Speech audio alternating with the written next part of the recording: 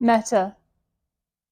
The book I'm reading suggests we send loving kindness to everyone we see, silently addressing them thus: may you be well, may you be safe, may you be happy. And I do this for a while, sitting inside a cafe, watching the foot traffic go by.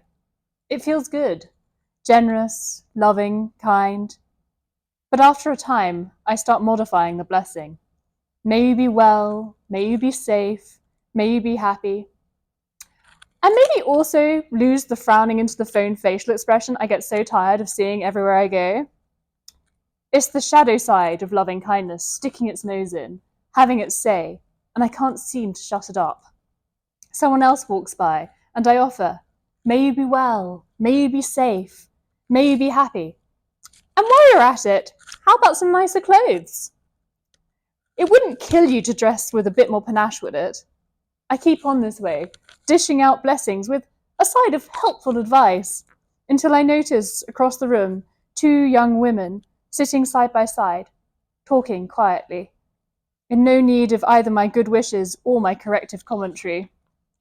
But then I see that one of them is crying, nodding her head when her friend says something, wiping tears from her cheeks with the palms of her hands. She pulls it together for a while, but then her face clenches and she gives in, until her friend lays a hand on her shoulder and she can talk again. A gentle rhythm of crying and talking, waves rising and falling. It doesn't look like she's been visited by tragedy, a sudden death, or a shattering diagnosis. Ordinary heartbreak would be my guess, the shock of betrayal, or some painful reversal in the endless cycle of loss and gain, and now a new emptiness spreads out before her and she doesn't know what to do. But what kills me is when she tucks her hair behind her ear and tries not to cry, and fails, overcome by the sadness, so that I feel it too. A great swell lifts and carries me and almost pulls me under. And then I'm in the thick of it, wishing her to be well, to be safe, to be happy, as if my life depended on it.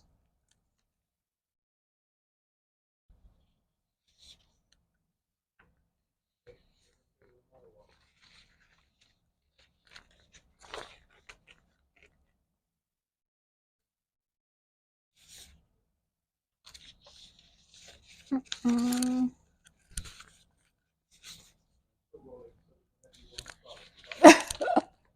All right. A body of work. One comes eventually to the realization that one will leave behind only a body of work that will grow increasingly unintelligible to each new generation. A trace will remain spread across the vast internet, much the way certain particles inhabit the emptiness of deep space, negligibly, though perhaps measurably. I, for instance, am childless, and therefore most likely will die alone, my nest feathered with yellowing poems. One comes eventually to the knowledge that one's children are increasingly unintelligible, being yellowing poems spread across the emptiness of deep space, negligible, though they once seemed, in their way, to breathe.